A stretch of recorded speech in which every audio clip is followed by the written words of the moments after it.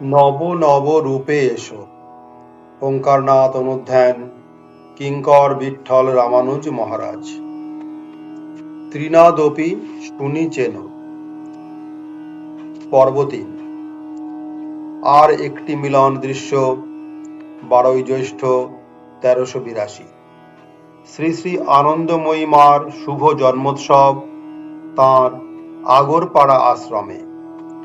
আশ্রমের ভক্ত শিষ্যদের প্রার্থনায় সীতারাম সেখানে গিয়ে উপস্থিত হলেন। আশ্রম স্থল পরিক্রমান্তে এসে বসলেন সুসজ্জিত সুবিশাল সভা মণ্ডপে। মাতৃভক্তগণ বিপুল অভ্যর্থনা জানালেন। চতুর্দিকে জয়ধ্বনি, শঙ্খধ্বনি, সীতারামের প্রাণের ডাক, মা মা মা, মারও প্রাণপূর্ণ আহ্বান, বাবা বাবা বাবা, নম নারায়ণ নম নারায়ণ। মাতৃসেবকেরা প্রার্থনা জানালেন, বাবা অন্তত 5 মিনিটের জন্য বলুন। হাতে তো ঘড়ি নেই। সীতারামের সস্নেহ অনুযোগ। 5 মিনিটের কম হলে দুঃখ পাবো, বেশি হলে আনন্দ পাবো, মা সুমীমাংসা করে দিলেন। 1.5 ঘণ্টা কাল চলল ভাষণ। নাম মহিমা বর্ণনায় সীতারাম আত্মহারা হলেন। নয়নে আনন্দধারা, মার নয়নও অশ্রুসিক্ত।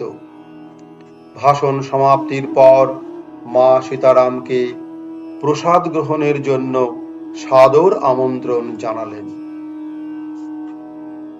মা, তোর বেটাকে আজ অনেক দূর যেতে হবে, সেখানে ভোগ প্রস্তুত আছে। আজ আর নয়, অন্য একদিন হবে। সীতারাম সবিনয় অনুনয় করলেন।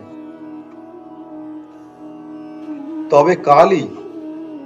বিলম্ব সহনে কাতর মা সঙ্গে সঙ্গে মার মতনই আবদার রাখলেন। সুবোধ বালকটির মতো সীতারাম মার কথায় সম্মতি জানালেন। তড়িৎগতি সীতারামের পুষ্পক রথ ছুটে চলল মহামিলন মঠ, সীতারাম বৈদিক মহাবিদ্যালয়, চন্দননগর, চুঁচুড়া। চুঁচুড়ায় ভোগ গ্রহণান্তে তারা গুণযাত্রা, সেখান হতে ফিরে এলেন মহামিলন মঠে। পরের দিন 13ই জ্যৈষ্ঠ ছুটলেন ডুমুরদহ ধামে। আবার অবিলম্বে প্রত্যাগমন করলেন জনাকীর্ণ রাজধানীতে। মহামিলন মঠে কিছুক্ষণ অবস্থান করে যাত্রা করলেন আগরপাড়া আশ্রমের উদ্দেশ্যে। মা আনন্দময়ীর আনন্দযজ্ঞে সীতারামের সাদর নিমন্ত্রণ। সীতারামের যথোপযুক্ত আপ্যায়নের জন্য সুদৃশ্য কক্ষ, মনোরম পালঙ্ক, সুন্দর শয্যা সম্ভার। যথাবিধি অর্চনান্তে সীতারামকে অন্ন ভোগ নিবেদন করে তৃপ্তি লাভ করলেন মাই। প্রসাদ গ্রহণান্তে বিশ্রাম কক্ষে এসে আসীন হলেন সীতারাম। বারবার উঠে এসে মা সীতারামের খবরাখবর নিতে লাগলেন। এর মধ্যে এক ফাঁকে সীতারাম মাতৃ প্রদত্ত গীতা পাঠে তন্ময় হয়ে গিয়েছেন। বাহ্য জগৎ বিস্মৃত। মা পাশে এসে বেশ কিছুক্ষণের জন্য দাঁড়িয়ে রইলেন।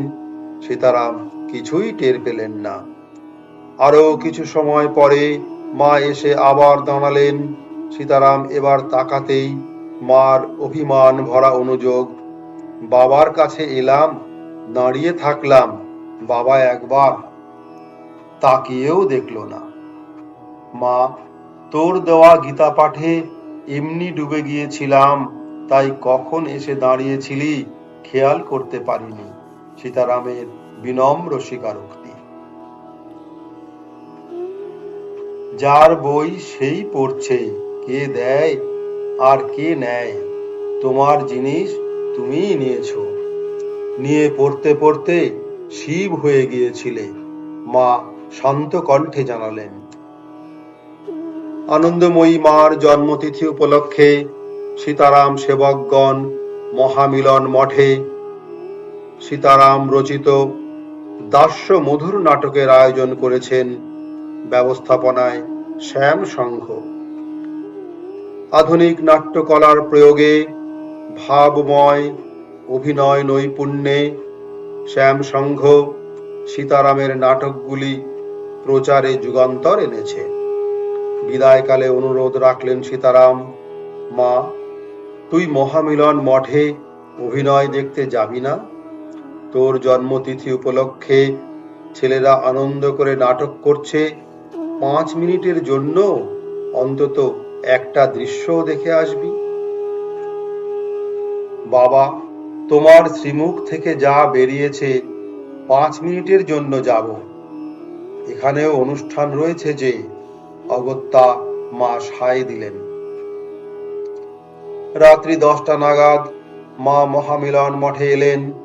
মার পূজারতি সম্পন্ন হলো মহা সমারোহে। দাস্যমধুর অভিনয় শুরু হলো। 5 মিনিটের জায়গায় 40 মিনিট অবস্থান করে সকলের মা সকলকেই আনন্দ দিয়ে গেলেন। বাবা, দেখছি ছেলেদের অভিনয় করা অভ্যাস আছে। অভিনয় দর্শনে প্রসন্ন হয়ে মা আশীর্বাদ জানিয়ে গেলেন শ্যাম সংঘের সেবকদের। 1382 সালে জ্যৈষ্ঠ মাসেরই 19 তারিখে আনন্দময়ী মা এলেন সীতারামের সঙ্গে মিলনে সীতারাম সেবক শ্রী গোপাল মিত্রের 107 সাধারণ এভিনিউয়ের 12তলা ভবন অ্যাভিনিউ হাউসে। সহজানন্দজির অতুলনীয় ভক্তির স্বীকৃতি দিয়ে সীতারাম 12 তলাটির নামকরণ করেছেন বৈকুণ্ঠ। এই বৈকুণ্ঠে সেই রাত্রির স্মৃতি অবিস্মরণীয়। দুটি পাশাপাশি সুপ্রশস্ত ঘরে শ্রী গোপাল মিত্র সীতারাম ও আনন্দময়ী মার পূজা, ভোগ ও বিশ্রামের অপূর্ব ব্যবস্থা করেছেন।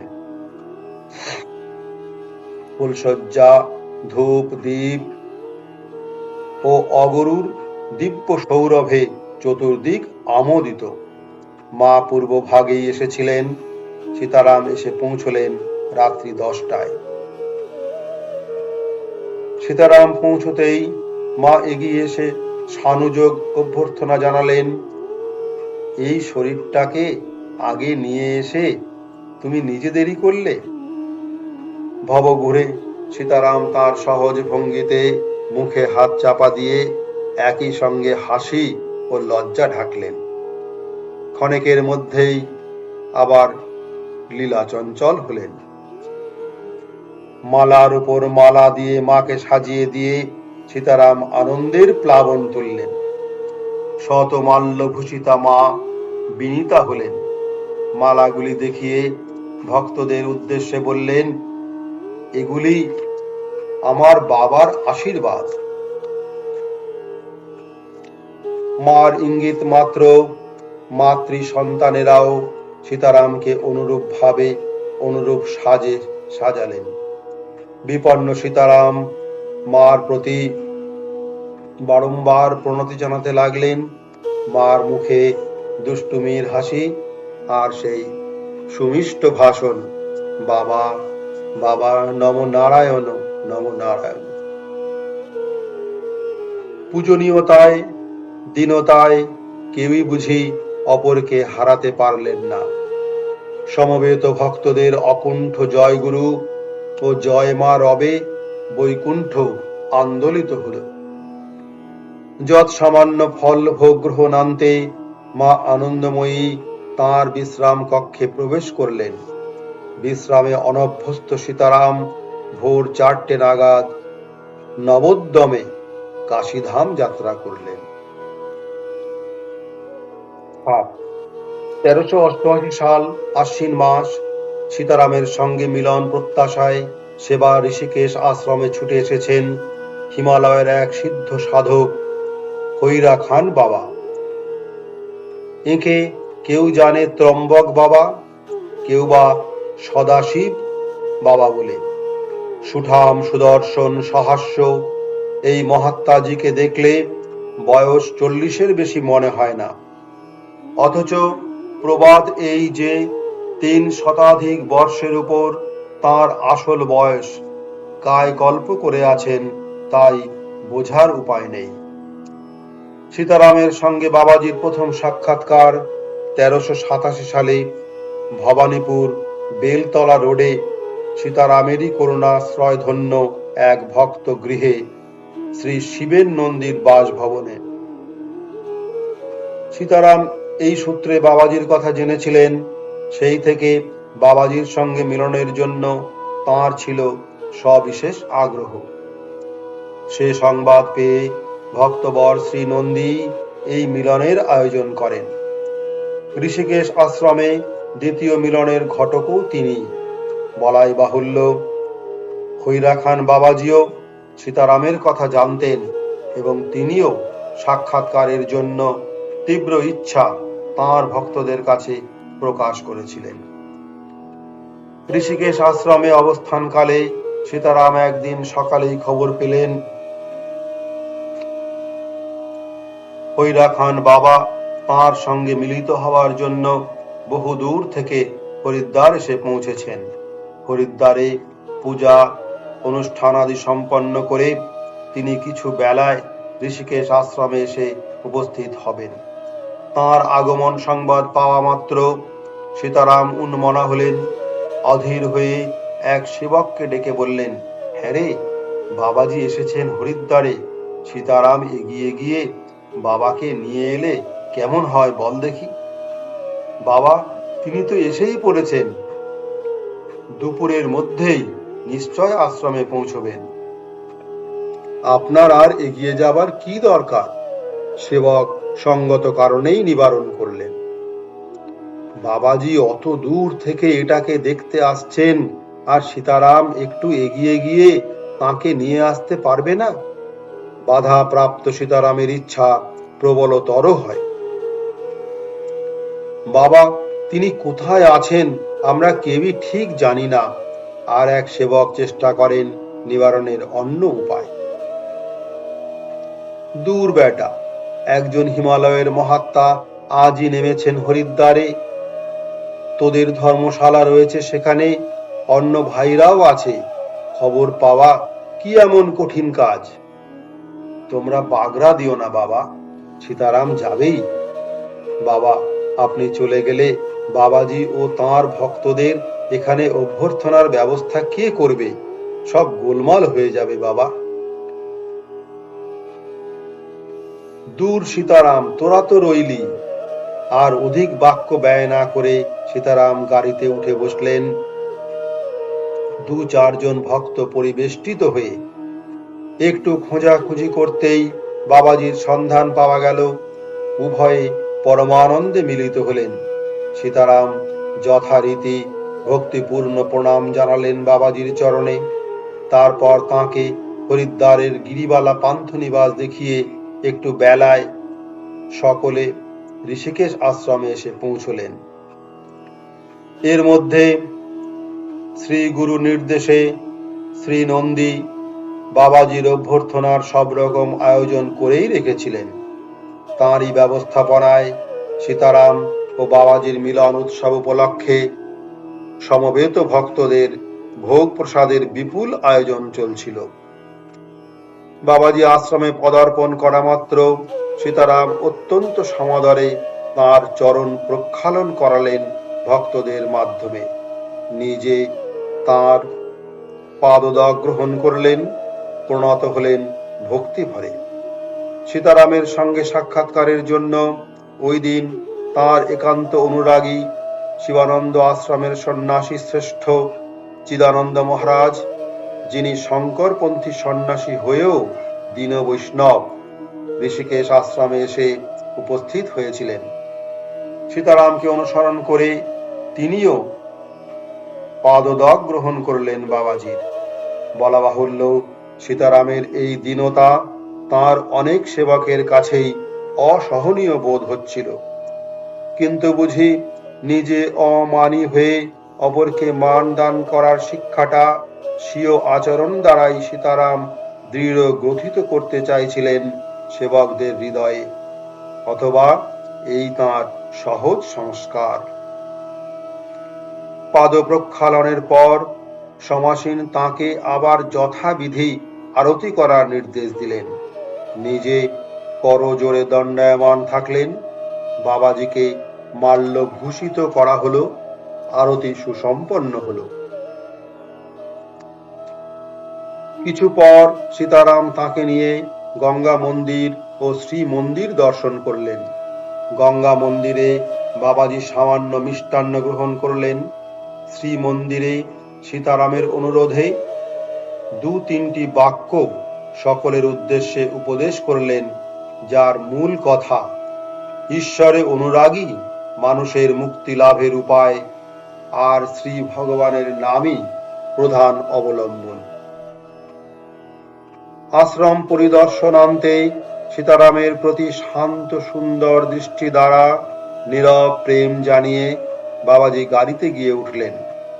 সীতারাম শুধু বললেন, বাবার কি প্রেম দেখেছিস? সত্যি কথা বলতে নিতান্ত স্বল্পভাষী বাবাজির সীতারামের প্রতি প্রেমের গভীরতা ওই স্বল্পকালের মধ্যে বাইরে থেকে কিছু বোঝবার উপায় ছিল না, একমাত্র তাঁর এত দূরে সীতারামকে দেখতে আসা ছাড়া। তবে তার একটা যে অন্তর্যোগ সীতারামের সঙ্গে ছিল তা বোঝা গেল সীতারামের মহাপ্রয়াণের দিনটিতেই। ঠিক ওই দিনেই বাবাজি বহু দূর থেকে বিমান যোগে কলকাতায় এসে সীতারামের অন্তিম শয্যা পাশে বসে তাঁর প্রাণের শ্রদ্ধা জানিয়ে গিয়েছিলেন। অন্তিম শয্যাতেও সীতারাম বাবাজির উদ্দেশ্যে করজোড়েই প্রাণের প্রণতি নিবেদন করেছিলেন। আশ্চর্যের বিষয়, সীতারামের দেহ অবসানের 1 বছর পরেই দীর্ঘজীবী বলে পরিগণিত বাবাজিরও জীবনাবসান হয়। 8. কেবলমাত্র বড় বড় মহাত্মাই নয়, সাধারণ সাধু ফকির হতে আরম্ভ করে সাধক পণ্ডিত, এমনকি নিত্যকার অতিথি অভ্যাগতকেও সীতারাম যে আপ্যায়ন ও মর্যাদায় অভিষিক্ত করেন তা অনন্য সাধারণ, সর্বৈব দুর্লভ। সেই একই নম্র নত মূর্তি। সর্বক্ষেত্রেই সীতারামের যা আচরণ তা ন ভূত ন ভবিষ্যতি। সীতারাম শুধু অতিথি অভ্যাগত সাধু সন্ত ও পূজনীয় মহাত্মাদের প্রতি শুধু বিনীত কৃতাঞ্জলি এইমাত্র বলে প্রসঙ্গটার ইতি করা অন্যায় হবে।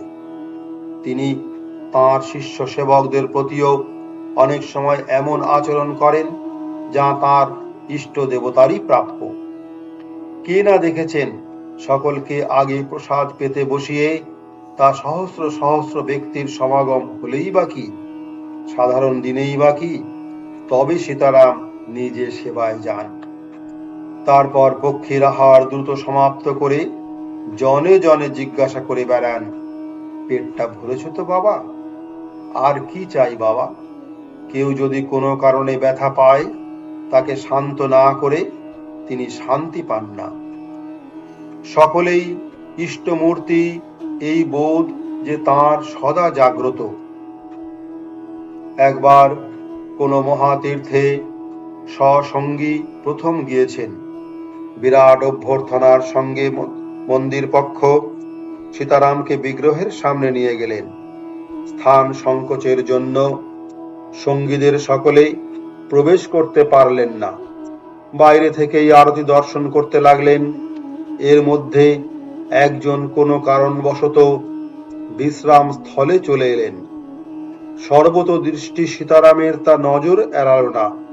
বিশ্রাম নিবাসেই এসে করজোড়ে সেই সামান্য সেবকটিকে বললেন, আমরা সবাই একসঙ্গে এসেছি, একসঙ্গেই মন্দিরে আরতি দেখব, এটাই ঠিক ছিল। কিন্তু ভেতরে জায়গা কম বলে তোমাদের বাইরে থেকেই আরতি দেখতে হলো, অপরাধ নিও না বাবা। লজ্জায় জড়সড় সেই সেবক কি করবেন তা ভেবে না পেয়ে ঠাকুরের চরণেই পতিত হলেন। উঠে দেখেন ঠাকুর তখনও বদ্ধাঞ্জলি। ভাগীরথী মঠে এক সেবক ঠাকুরের কোনো কথায় ঈষৎ ব্যথিত হয়েছেন। ঠাকুরের সেই দৈন্য ভরা মিনতি, বাবা, বুড়ো মানুষ, কি বলতে কি বলেছি, তুমি অপরাধ নিও না। আর একদিন বলছেন, মানুষ নিজের দোষ নিজে দেখতে পায় না। এটার মধ্যে তোরা এতদিন কি কি দোষ দেখেছিস, সত্যি করে বলতো। দূর তীর্থবাসী এক প্রাচীন সন্তান ঠাকুরের একটি পত্র পড়ে আহত হয়েছেন। চিরকাল স্নেহ আদরে পুষ্ট, তাই সীতারামের মৃদু শাসনও তাঁর বুকে বড় বেঁধেছে। সে কথা জানাতে সীতারাম সবিনয় ক্ষমা প্রার্থনা করলেন। এতে ভক্তটি আরো বিচলিত হয়ে লিখলেন, বাবা ছেলেকে শাসন করে অপরাধ নিঃস্নে বলেছেন, এটা কি ঠিক হলো? তদুত্তরে সীতারাম জানালেন, বাবারে, পত্রে পাঠ দি শ্রী গুরু বিগ্রহেশু, কাজেই অপরাধ নিষ্নি লেখা ভুল হয়নি।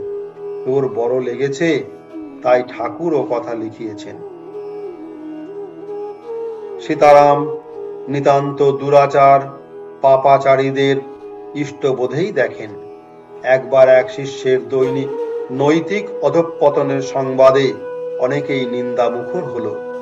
সে কথা সীতারামের কর্ণগোচর হতেই তিনি প্রণাম করে বললেন, বড় মজার ব্যাপার, ধরবার উপায় নেই, সেই এক ঠাকুরই নানা রূপে নানা ভাবে লীলা করছেন। বলা বাহুল্য, তাকে সপ্রেম শাসনও করলেন। অবশেষে পুরীধাম সমুদ্র তীরবর্তী শ্রীনিবাসের একটি মনোরম ঘটনা। সীতারামের অদ্বিতীয় নিত্য সেবক শ্রীমন মাধব স্বামীজি সেবার কোনো কারণে কলিকাতা গিয়েছেন। দৈনন্দিন কার্য পরিচালনার ভার পড়েছে জ্ঞান বৃদ্ধ বয়োবাল অশেষ প্রতিভাধর এক তরুণ শিষ্যের উপর। কিন্তু এত দায়িত্বে কদিনের মধ্যে সেও পাগল হয়ে উঠেছে। একদিন রান্না সমাপ্ত করে সেই তরুণ ব্রহ্মচারী আরতির জোগাড় করছেন, এমন সময় মহাত্মাজি উপস্থিত। ঠাকুর তখন দোতলায় দীক্ষা দানে ব্যাপৃত। তাঁর কাছে সংবাদ যেতে তিনি বলে পাঠালেন, আগে সন্ন্যাসী অতিথিকে প্রসাদ পাইয়ে তবে তাঁর ভোগের ব্যবস্থা করতে। দ্রুত গতিতে ভোগাহার পর্ব প্রায় সমাপ্ত করে ব্রহ্মচারীজি ঠাকুরকে ডাকতে পাঠিয়েছেন। ভেবে রেখেছেন ঠাকুর আসতে না আসতেই অতিথি সেবা সমাপন হয়ে যাবে। এদিকে ঠাকুর সদলে নেমে আসছেন অতিথি সৎকারে। তা বুঝতে পেরেই এবার তিনি অতিথির প্রতি সম্পূর্ণ মনোনিবেশ করেছেন, বাকি সব কাজ ফেলে। পাত্র, জলপাত্র, অন্ন ব্যঞ্জন সব সাজানো দ্রুত পায়ে একাই করছেন। এর মধ্যে টের পেলেন সীতারাম পেছনে দাঁড়িয়ে কোনো রকমে মাথা হেঁট করে পরিবেশনের কাজ সারছেন। বেশ বুঝতে পারছেন বিলম্ব দেখে সীতারাম কাঁধ ঝাঁকিয়ে চোখের দিকে তাকিয়ে ভ্রুকুটি করলেন, যার অর্থ কেন এমন দেরি হয়। বেদনা হত সেবক নীরবে বাকি কাজ সারতে লাগলেন। সেদিন গভীর রাত্রে ঠাকুরের ঘরে সেই সেবকের ডাক পড়ল। মৌন সীতারাম লিখলেন, ক্রোধ তিন রকম, লোহার উপর দাগ, মাটির উপর দাগ, জলের উপর দাগ। ও বেলা এর যা হয়েছিল তা জলের উপর দাগ। তোরা কত কষ্ট করে সেবা করিস, তবু তোদের উপর রাগ করি, তা তুই কিছু মনে করিসনি তো বাবা। ব্রহ্মচারীজির তখনকার অবস্থা লজ্জায়, আনন্দে, আত্মধিক্কারে, গর্বে, বেদনায়, গ্লানিতে, ভালোবাসায় মেশামেশি এক বর্ণনাতীত ব্যাপার। তাঁরই অনুপম ভাষায় লজ্জা, চোরের কাছে বিচারকের ক্ষমা প্রার্থনায়। আনন্দ, আমার সামান্য অনুভূতি তার কাছে কত মূল্যবান এই বোধে। আত্মধিক্কার, গুরুর মার্জনা চাওয়া শুনতে হলো নিজ কানে। গর্ব, দেখো জগৎ, আমার গুরু লক্ষ লক্ষ মানুষের মাথার উপর বসে সবার ছোটর কাছেও কত ছোট হতে পারেন। বেদনা, কেন ঠাকুরের এই ভালোবাসার যোগ্য হতে পারলাম না? ভালোবাসা, দেখো আবার সীতারাম কত কম সময় রাগ করে থাকতে পারেন। কিন্তু আরো বিস্ময় অপেক্ষা করছিল। শুধু তার দীনতাই নয়, এই তুচ্ছতম ব্যাপারটিকে সীতারাম ঘুরিয়ে দিলেন অনুপম শিক্ষায়। লিখলেন, দেখ, আজ ৮৮ বছর ধরে ভগবানকে নিয়ে পড়ে আছি, তবু ক্রোধ যতক্ষণই স্থায়ী হোক, এলো তো। তোরা সাবধানে থাকিস। সুযোগ্য শিষ্য জানালেন, আপনার আজ সকালের রাগ হওয়ার উপর দাগ, আপনার আজ সকালের রাগ হওয়ার উপর দাগ। কতদিন পরে মধুর বকুনি খেয়ে আমি তৃপ্ত। বকুনি দেন না বলে মনে হয় যেন ঠিক চাকর ভাবেন না। জয় গুরু।